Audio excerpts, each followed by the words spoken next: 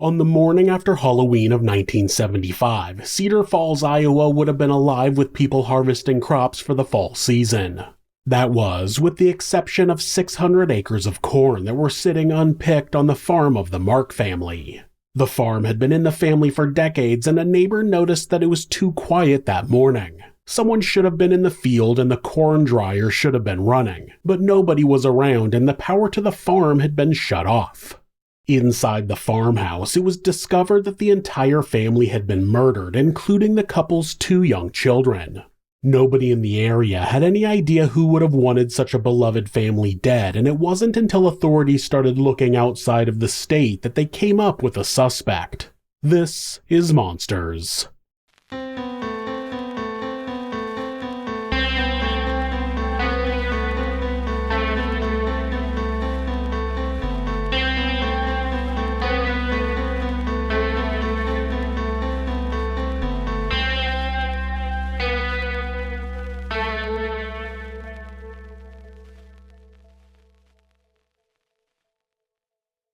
In May of 1975, Wayne Mark was preparing to begin chemotherapy.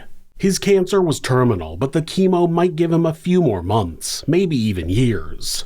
He was only just entering his 60s and he'd beaten cancer before, so despite the doctor's certainty that he was nearing the end, some of his family were even hoping for a miracle. Some of his children and grandchildren had moved away by then, and he was reaching out to let everybody know. He and his wife Dorothy had 4 sons. Richard, the eldest, had lived up in Canada and had become a minister. Jerry, the second oldest, had ended up in California, and though he graduated from law school, he was going through a bit of a carefree hippie phase. He had given Wayne 2 granddaughters that he loved dearly. His younger 2 sons, Tom and Leslie, still lived near Cedar Falls, Iowa, just a short drive from Wayne and Dorothy. Tom had been a charismatic and creative boy growing up, but had developed schizophrenia in his 20s and was deteriorating. Wayne still found himself very much in the caregiver role as the family was having to make decisions on if Tom needed to be institutionalized. Les, on the other hand, was taking on more responsibility and even helping out with Tom as Wayne's health declined. Les had given Wayne and Dorothy 2 grandchildren, 5-year-old Julie and 1-year-old Jeff. Les had made Wayne proud, and he and his wife Georgine were even preparing to take over the family business. Wayne had initially thought Jerry might be the one to take over when he got too old, since when he was young, Jerry loved helping out around the farm. As he grew up, he'd even helped with planning new land additions. He'd been the one to convince his father to give Les a chance in the family business and persuaded him to let Les buy a serious stake before he had a lot of that experience. But as Jerry got older, he became a bit flighty in what he wanted. He'd help out on the farm a bit, but he always slept in later or stopped work earlier than Wayne and Les. So Wayne began preparing Les to take over, and Jerry found his own path. Jerry's path had taken him to Berkeley, California, and he was working odd jobs and struggling to make ends meet. Wayne wanted to see his granddaughters before he started chemo and became too sick to have fun with them, so he paid for plane tickets for Jerry and the girls. Jerry was divorcing his wife Rebecca by then, but had already found a new girlfriend before the divorce was finalized, which his family did not quite approve of. They didn't buy his girlfriend a plane ticket, but when Jerry got her own, they didn't object. Her name was Marilyn Sue Forrest, and she went by Mimi. The visit was tense. Wayne wanted to get some things squared away in his will before he got too sick, so the family spent a lot of time discussing the farm, the family real estate business, and generally who would get what. At one point, there was a serious argument, and everyone who later talked about the argument would give a slightly different account of what had happened. Jerry would later claim that the argument was all about Tom. Tom had been able to do factory work or odd jobs on and off since his illness hit, but that year he'd started spiraling. He was living in a hotel, spending all of his money getting drunk at the bar, and would periodically forget to put gas in his car and then just walk away, leaving it on the side of the road to get ticketed. The family was leaning toward having Tom institutionalized, but Jerry wanted to try and find out if they could cure him. He suggested trying some experimental and rather expensive treatments, but didn't seem to quite grasp that those treatments might not work. In his will, Wayne had set aside an equal cash amount for each brother, and Jerry thought it was unfair that Tom didn't have more set aside due to his illness. Les did not want to hear it and thought everything should be equal. Plus, he was already helping to take care of Tom anyway, and Jerry was just trying to make decisions without actually doing anything. Dorothy later said, quote, "They both yelled at each other, but Les yelled the loudest. It was one of the few times that Les yelled the loudest." Alga Forrest, Mimi's ex-husband, gave the most controversial account of that argument. Many people would later quote his version of events, but it's worth noting that he and Jerry had good reason to hate each other. Alga and Jerry had been friends for a time. Jerry had moved next door to Alga and Mimi when he and his ex-wife Rebecca first moved out to California in 1974. The couples became fast friends. Then Jerry told Rebecca it was over, he was done with their marriage. Less than a month later, Mimi told Alga the same thing and didn't really offer him an explanation. Then, Jerry and Mimi got an apartment together before either divorce was finalized, and Alga eventually realized what had happened. So, with that backstory in mind, here is Alga's account of that argument. He claimed that Jerry had described it in detail to him when they were still friends. Alga said Jerry seemed bitter about his entire family. He made no mention of the arguments during that visit being about Tom. Rather, he said Jerry was furious that he wasn't being given a stake in the family farm in the will. He said that his father and little brother had screwed him out of the family farm and that he would never forgive them, and even went so far as to say that when Wayne died he was going to piss on his grave. A more measured account of that argument was later given by Georgine's father, George Colthurst. He claimed that the argument was also centered around Jerry being bitter that he was being cut out of the family business in the will, which Jerry tried to claim never happened. George said Wayne told Jerry that Les and Georgine had spent years learning the trade of farming and had taken out a loan to upgrade the family farm. They had a personal stake in the property that none of the other brothers had. Wayne told Jerry that he had a good education and that he should go make something of himself. Whatever really transpired, things settled down after Jerry went back to California. Wayne and Dorothy's farm operation was composed of a handful of farms of various sizes. One of the smaller ones was called Cedar Mark, and it was where Georgine and Les had been living and working to learn the family business. Wayne and Dorothy had been living in the historic family homestead on a slightly larger farm of about 600 acres. Their entire real estate and farm business was estimated to be worth a few $1 million back in 1975. It was a huge operation, but they were growing too old to be in charge of it. Additionally, the family house had fallen into a bit of disrepair in their old age. It was the house they'd raised their kids in, and they had a lot of memories there. Dorothy would later recall that when her boys were in high school and college, she would wake up in the morning and come downstairs to find various teenagers and college kids letting themselves in for breakfast. In a town like that, everyone gave their friends key copies without a second thought. But with Wayne's health failing, they wanted to move somewhere more manageable, and more than that, they felt Les and Georgine were ready to truly take on the family business. They picked out a house just a few miles north that was smaller but still had a garden for Wayne to work in if he wanted. They moved out in September, and Les and Georgine spent a bit of time fixing up the house before moving into the family home at the beginning of October.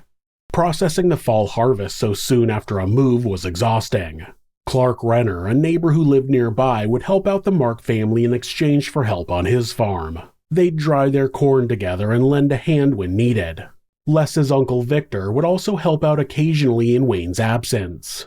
The Marks had an excellent support system and knew all of their neighbors well, and in a farming community, everyone pulled together during harvest. By the end of October, they were in the thick of it. Les was hardly sleeping, but glad to be stepping into his father's shoes. Georgine was helping out where she could, focusing on decorating and updating the house, taking a bit of a break from her usual volunteer work to focus on her family. The end of October also brought about some fence mending with the family's personal issues. Les and Jerry had talked a bit over the phone and done whatever apologizing needed to be done about the argument in May, but neither one had been writing as much as they usually did. The two had been inseparable when they were young and had both been best man at each other's weddings, but they'd grown apart in the last few years. On October 27th, Jerry sent Les a letter asking if he would pretend Jerry worked at the farm more recently and in a more involved capacity that he actually had because he was having trouble job hunting. He wanted Les to be a reference for him. Les responded on the 29th saying he'd help Jerry however he could. He also took the chance to catch up. He told Jerry he'd enjoyed meeting Mimi and he hoped he could meet her again under a less intense visit. He said that Julie was growing up and was as sweet as could be, but that little Jeff had the devil in him and was always up to something. Jeff was getting close to his second birthday, but already seemed to have hit the terrible twos.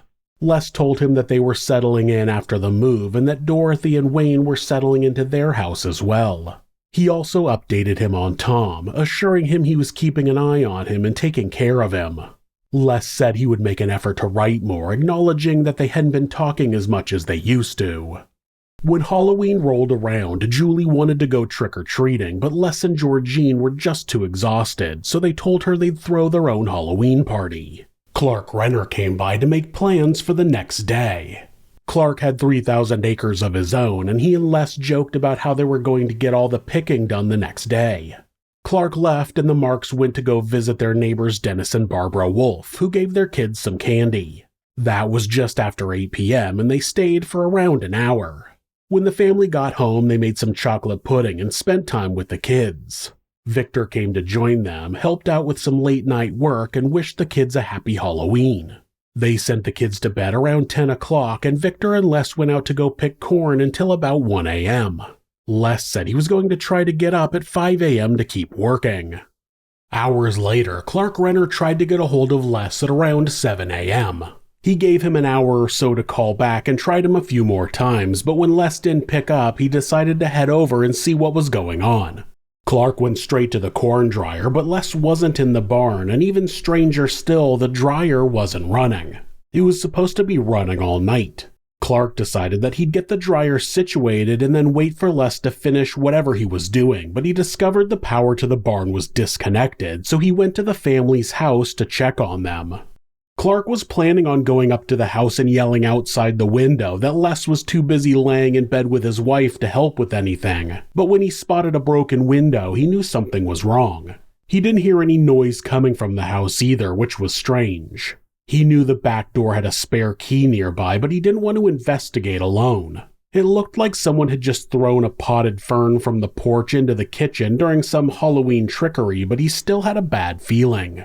He decided to go check in with Dorothy and Wayne, thinking perhaps the family had gone there since the power was out, but Les and his family weren't there. Dorothy decided to come with Clark to investigate, and Wayne came along too with the plan to wait in the car as he was feeling sick. Dorothy went into the house and called out, but didn't get an answer. During a later interview, Dorothy was asked if she thought anything might have been wrong at that point. To that she responded that they were Midwest farm people and she had no reason to expect anything bad. She found Les and Georgine first. She saw a puddle of blood coming out from behind their bedroom door. She tried to shove the door open, but could only get it open far enough to stick her head in. Georgine had been wearing a light blue nightgown, and Dorothy could clearly see a bullet wound in her chest. She saw Les was bloody as well, but she didn't look as closely at him because she was already feeling sick. She says she didn't see the bullet wounds as clearly on Les, but knew that if someone had been able to shoot Georgine, they would have had to kill Les first.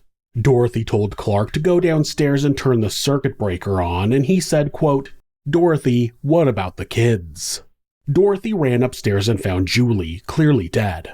She went to get Clark next before she could bring herself to go into Jeff's room. The phone was working, it was just the power that was out, and Clark called his wife and told her to get over to the farm because Dorothy needed her. She pulled him away from the phone to go check on Jeff. They could see the bullet wounds on Jeff from a distance as well and didn't get too close. It was apparent it was already too late. The lights were still out. Clark was understandably not thinking clearly and had not yet gone downstairs. They called the sheriff, then went to turn the circuit breaker back on and wait for the authorities. When the breaker was flipped back on, a few lights came on as well as the digital clocks that had all stopped at just after 3 a.m.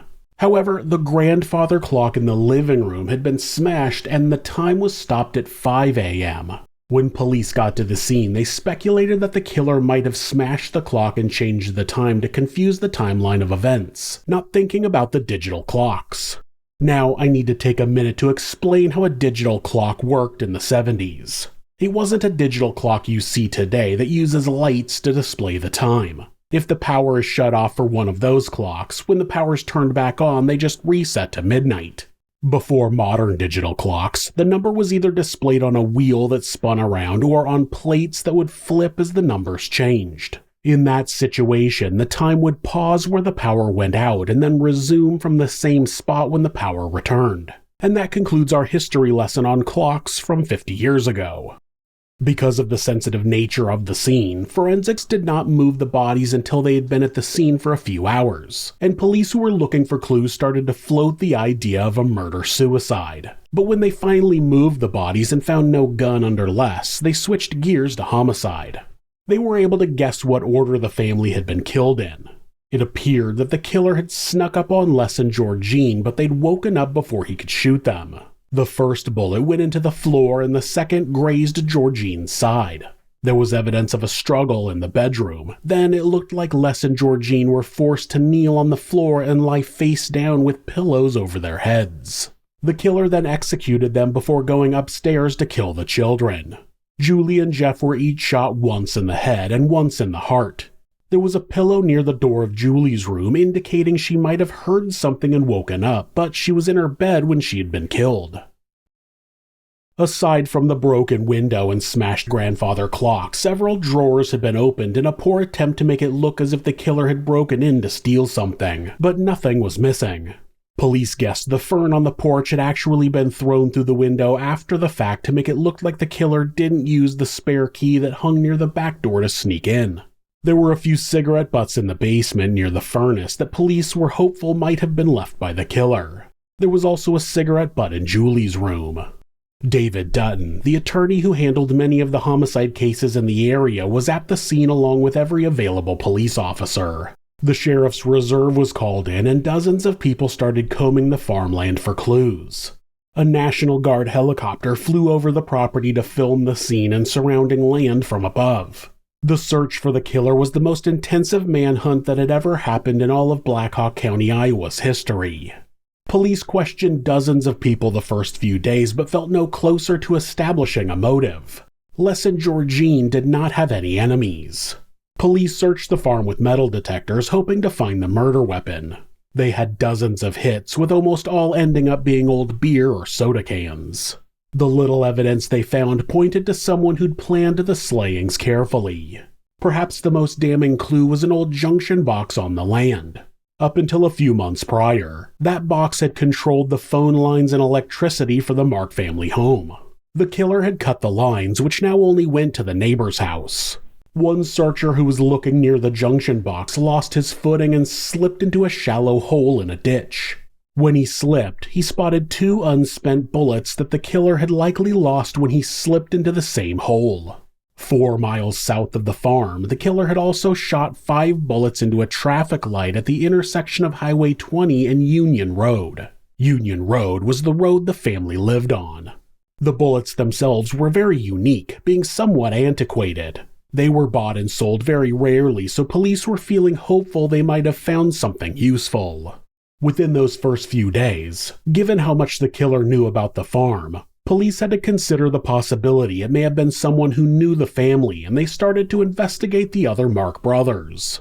They ruled out Richard because he lived out of the country. They brought Tom in for questioning, concerned that his mental illness could certainly have made him unstable. But when investigators talked to him, it was immediately clear that he could not have planned something so elaborate. That left Jerry, and authorities found him suspicious because no one had been able to get a hold of him until November 2nd. He'd been on some kind of vague road trip to find himself. Even more concerning, they'd already gotten a call that Jerry was someone they should look into. Mimi's father had called the authorities to say that it was curious that Jerry had had a gun stolen just days before the murder, and that they were having trouble locating him. He didn't outright accuse him, just told investigators they should look into things. Police decided to wait until after the funeral to talk to Jerry. He arrived home in Berkeley on the 2nd, and then he and Mimi flew back to Iowa. The Mark family was laid to rest at Trinity United Methodist Church on November 4th. Les had been only 25 and Georgine 23. Nearly 1,000 people came out to pay their respects. There were so many mourners that they filled the church to capacity, and some people even waited on the nearby streets for a chance to come in and say their goodbyes.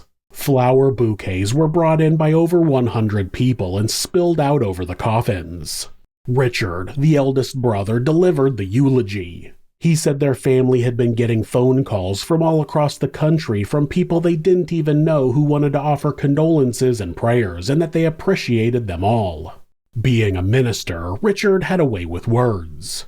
He told the crowd, quote, "I like to say something like this: sainthood begins at death. The gifts and great qualities and joyous moments and significant occasions that you and I share, these are the gifts that sustain us at moments and particularly low points that are on our journey in life." He then went on to talk about those moments. He said that he and Les would spend so much time on the phone together that both their wives would get mad about the phone bills. He talked about Julie being a princess. He talked about Georgine pouring so much care into decorating and fixing up their home. He joked that she would spend the family's food money on flowers if she could. He talked about Les's love for the earth and how he was always planning for the future, a future that would never come, in this life anyway. He also asked people to direct their prayers toward the person responsible for the tragedy, asking that they pray God to be merciful. After the service, the police were finally ready to question Jerry and Mimi. The question of how they had come into possession of a gun that was not registered under either of their names came up first. Apparently, it had to do with Mimi's divorce. Jerry had lucked out, as much as one can in a divorce. He hadn't fought Rebecca for custody of the kids, and when he wanted to visit them, it seemed to go smoothly. She didn't seem to be holding it against him how quickly he'd moved on. Mimi's divorce, on the other hand, was ugly. Alga was fighting her on everything and had even supposedly threatened to kill her. So she'd decided to take a camper from their land as it was under both of their names. She and Jerry sorted through the camper for anything Mimi wanted to keep, as Alga was not letting her in the house to get any of her stuff. They also decided to look for anything valuable to sell, as neither of them were doing great financially. They found, among other things, an old Smith & Wesson .38 caliber revolver. Mimi said they took all of her stuff out of the trailer, then they gave it back to Alga, but they did not give him his gun back because he'd threatened Mimi with it. Jerry told investigators he'd put the gun in a storage shed when his daughters came to visit and had largely forgotten about it. Apparently, on October 29th, the same day Jerry left for his mysterious road trip, someone had broken the lock on the storage unit and stolen the gun. The trip itself was also of great interest to the investigators because Jerry had conveniently been unreachable both the day before and after the murders. His version of events went as follows. He'd been wanting to go on a trip to the desert to find himself for quite some time, and he'd just only gotten around to it. Wayne had given him some money to buy a new car, but instead he bought a newer Honda motorcycle that was more equipped to handle long-distance driving and harsher weather than his current bike. He also bought a riding suit to insulate him and a radio. He made those purchases at the beginning of October. While Mimi would back up Jerry's claim that he'd been planning that trip for some time, his friends would only later recall him talking about it a few days before he went. On the newer Honda, he had a California plate, but on his old bike he still had an Iowa plate. Apparently, that plate went missing at the same time as the gun. How convenient. Jerry said he was originally planning on spending the whole trip in the Mojave Desert. He claimed he called Mimi from Coalinga near Bakersfield on the first night of his trip, still in California. He said he found a grassy area to sleep at around 3 a.m. and spent that first night at the edge of the desert. He said he only slept a few hours before a bird chirping by his sleeping bag woke him up, and he was on the road again at 6 a.m. He said he drove up through Vegas on a whim and decided to keep going north all the way to Provo, Utah, just south of Salt Lake City. He called Mimi that night and told her he was having a great time and that he was going on a bit of a longer trip than he'd planned. He was supposed to start heading home the next day, but Mimi told him to keep following the road for a few days if he wanted. She later told investigators she'd never heard him sound so happy and carefree. Jerry said he spent the next night near Chapel, Nebraska, just at the western edge of the state. Then he decided he'd gone far enough and he turned around. He told authorities that he had driven nearly 10 hours that day. He had a divorce hearing scheduled for November 2nd and needed to be back home. November 1st was when Jerry was originally supposed to be back home, so he tried to call Mimi that morning, but when she didn't pick up, he called her parents, Evelyn and Russell. Evelyn had time to ask where he was and told him to call home, but since neither of them paid the charges, the call dropped. This would have been back when Jerry was calling from a payphone, and a long-distance call would likely have needed additional funds added after a period of time.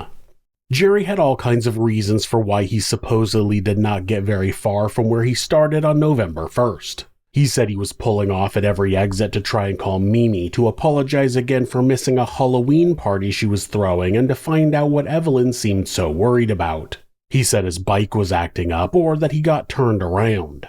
He apparently spent most of the day not making much headway getting home, before ending up just 2 hours away in Cheyenne, Wyoming late the next day. That night, he was worn out from his journey and making bad time, so he decided to try to find someone to haul his bike over the mountains so he could rest up a bit. Jerry had back problems and the cold made it worse. During his interview, investigators learned that Jerry's problems stemmed from a particularly harsh beating Wayne had given him as a child that had broken his tailbone. It had never healed properly, causing lasting pain. Investigators tried to ask Jerry and Mimi both if Jerry still harbored a grudge against his family for that, but he didn't seem to. Mimi only knew about the injury because Jerry had a lump at the base of his back from it. Investigators never really looked into Jerry's childhood much in response to that discovery. 50 years ago, police would not have found such an incident to be that unusual. To get back to Jerry's story, he met a man named Larry Roch on the night of November 1st who was hauling an empty horse trailer to Seattle. He gave Jerry a ride because he'd never been to Seattle before, and Jerry said he could direct him the best way to get over the mountains. Larry took Jerry from Cheyenne, Wyoming to Ogden, Utah before he had to start heading north. The next day, Jerry tried calling in the early afternoon, but once again couldn't reach Mimi. Evelyn picked up again and gave Jerry the news that Les and his family had been killed. That was when Russell called the authorities and Jerry made a beeline for home. In questioning both Jerry and Mimi, investigators were extremely suspicious of their story and asked both of them to take a polygraph. Mimi agreed as she thought she didn't have anything to hide, but Jerry refused. Though we know today that polygraphs are not reliable, back in the 70s, authorities thought it was pretty damning when Mimi failed her test. Jerry was becoming uncooperative, and police could tell Mimi was nervous and seemed to be hiding something, so they went after her, arresting her for perjury. Jerry, Wayne, and Dorothy were all upset about that and got the family lawyers on it right away, threatening to sue for wrongful imprisonment. Mimi was kept in jail for 5 days before being released on bond. Then, on November 11th, less than 2 weeks after the murders, the news broke that Jerry Mark was being arrested for killing his brother's family. The consensus in the papers at the time was that there had to have been some kind of horrible mistake.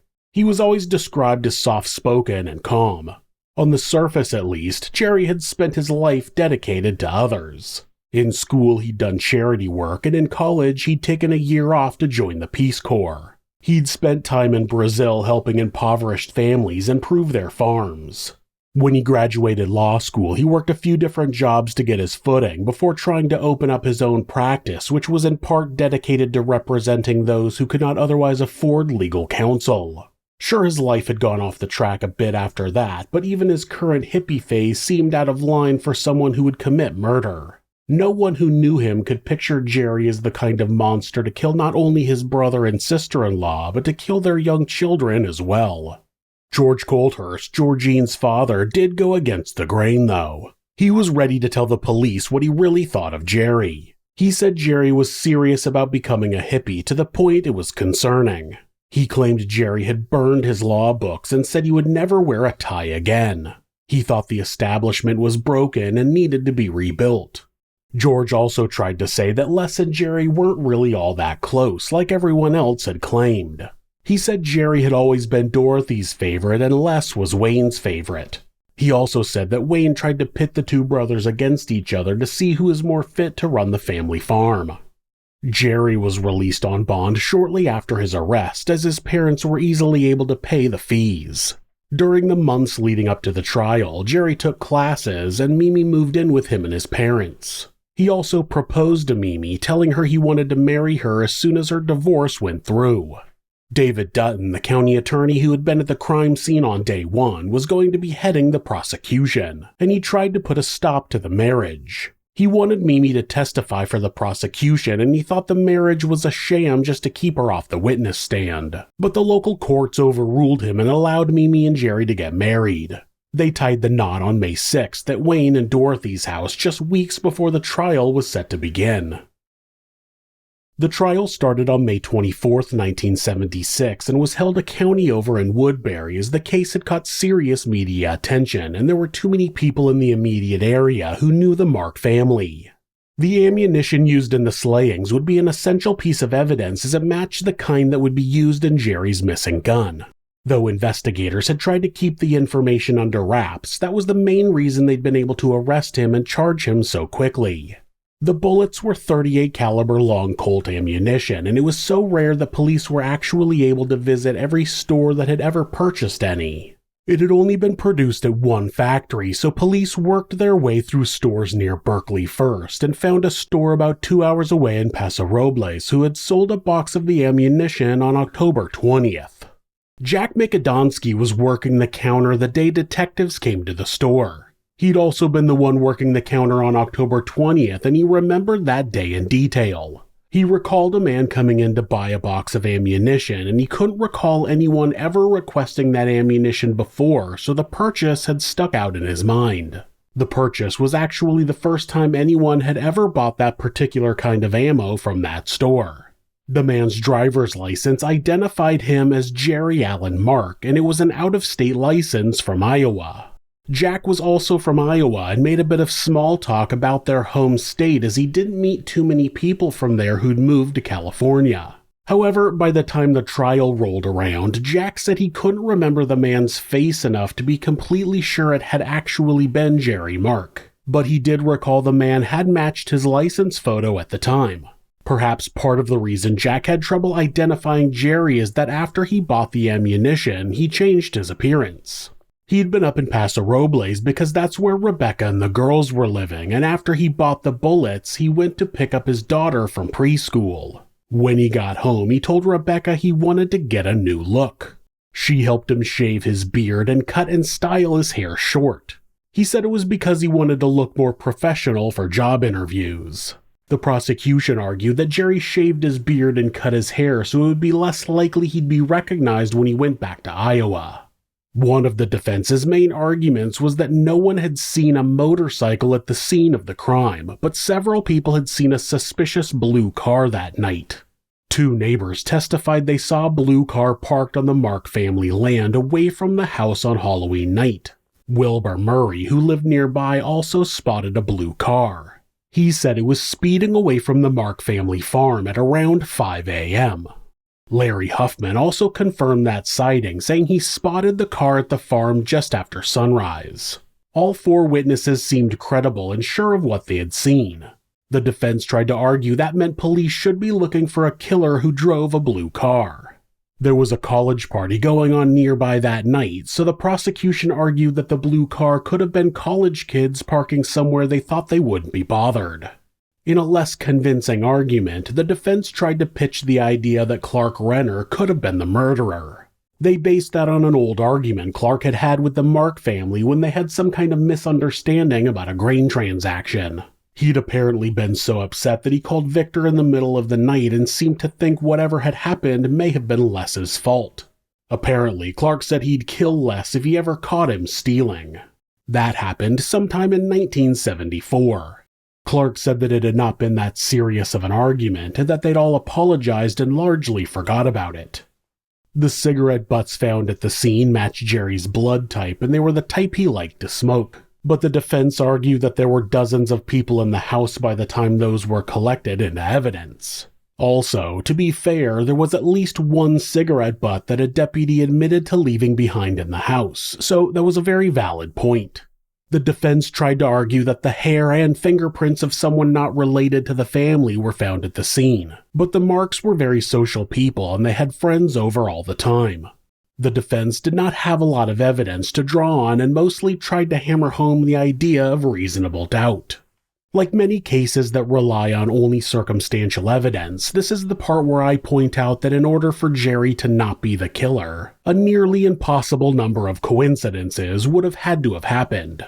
The same type of gun that was used in the murder was stolen from him just days before. Someone who looked like him, who had his driver's license, had purchased the exact type of ammunition that had been used in the murders just days before. He also had magically gotten his driver's license back. If someone else had used his ID, why did he still have his ID? A license plate for the state where the murders occurred was stolen from him, making two items related to the crime having been stolen from him at the same time. A monumental coincidence. Someone with his blood type had smoked the cigarettes he liked near the house around the time of the murders.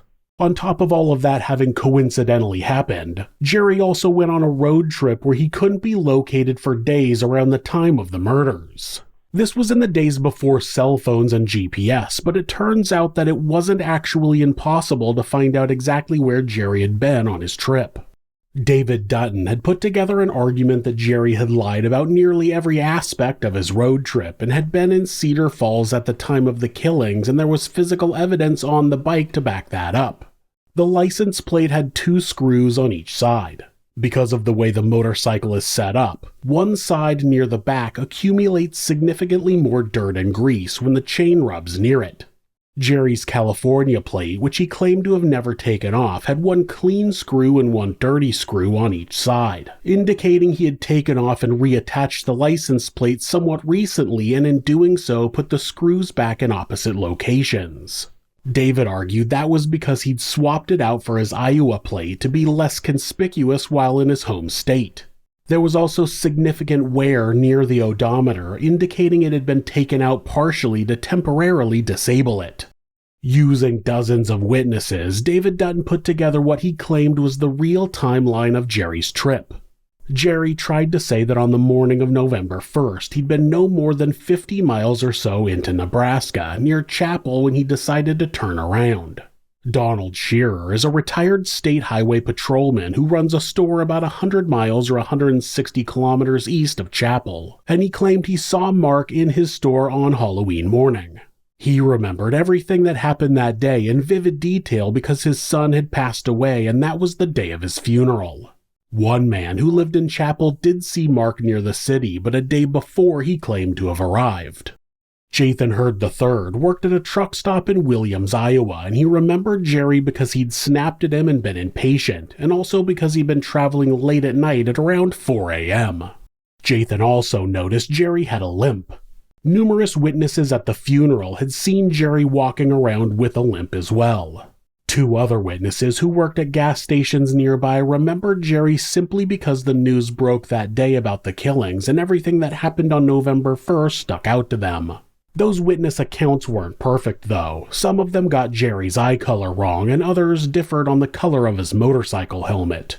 However, the prosecutor had a smoking gun up his sleeve. Jerry didn't realize that not only can the content of phone calls be recorded, but the location where they were placed can be recorded as well. Investigators had gotten a subpoena for the phone records just one day before they were going to be deleted, and found that for every single phone call Jerry made to Mimi during the trip, he lied about his location. He was smart enough to not make any calls too close to home, but the call the morning of November 1st when he claimed he was recuperating just at the edge of Nebraska showed him 200 miles or 320 kilometers east into the state closer to Iowa. The actual location of each phone call showed he had gotten much further east much more quickly than he'd told Mimi. He would have had more than enough time to get to Cedar Falls and to the edge of Nebraska during Halloween and November 1st. At the closing arguments, the defense tried to emphasize witness testimony being unreliable by picking and choosing the extremes of time windows given by witnesses and the police. For example, he claimed it would have been impossible for Jerry to get to Aurora, Nebraska, 400 miles or 640 kilometers away by 10 a.m. when the murders were committed at 5 a.m. That was ignoring that detectives said the murders were likely committed closer to 3 a.m. and the Aurora witness had given a time window of several hours. The lawyer also tried to tell the jury that if they had any hesitation at all during the debate, that constituted doubt and that they legally had to declare Jerry innocent.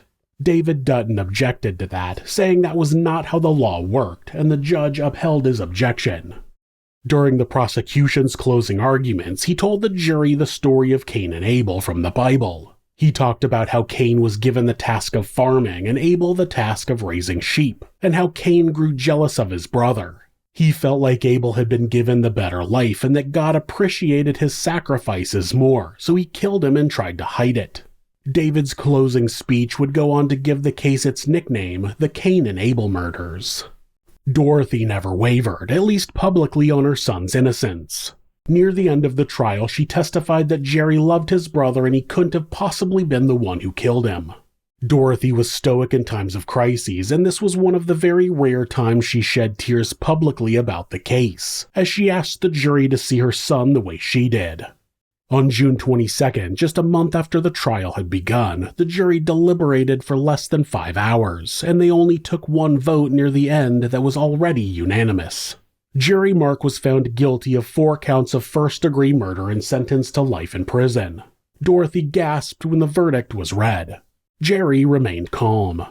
Georgine's mother, Margaret, went up to the assistant prosecutor and kissed him on the cheek.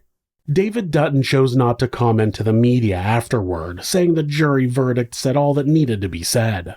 The defense did not comment either, but it was because he hadn't been in court that day. He said he had important business to attend to in Des Moines and was not there to hear the verdict. Jerry kissed Mimi, then kissed his mother on the cheek and said goodbye. Dorothy went to speak with the media on Jerry's behalf and told them that he was planning for the future and hopefully that further appeals might bring about justice. The investigation and trial still remained one of the most prolific cases in Iowa's history. 1 year after the murders, on November 27, 1976, Jerry Mark was granted a supervised release to attend his father's funeral. He was sure that when he went back to prison, it would only be a short while until his appeals went through. None of Jerry's appeals have seen any success, and some were denied before they could even go to court.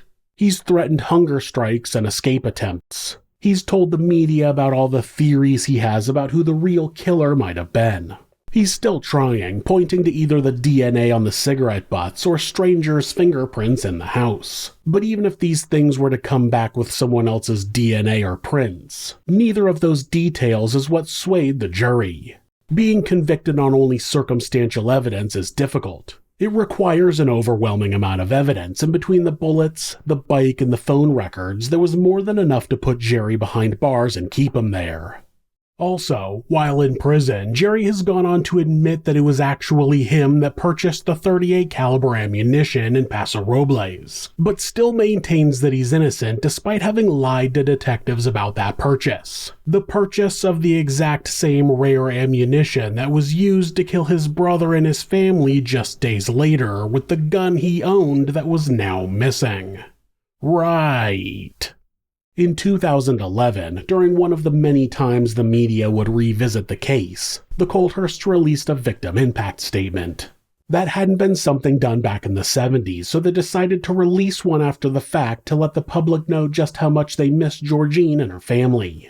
The statement read in part, quote, "You stole our privilege of being able to watch our grandchildren grow up and enjoy the many activities that they would have participated in. You stole all of the future family get-togethers, the Christmas celebrations, the birthdays and Thanksgivings that we would have enjoyed had they lived. Jerry Mark, you are the lowest of the scum of the earth." A statement I feel is fitting for a monster.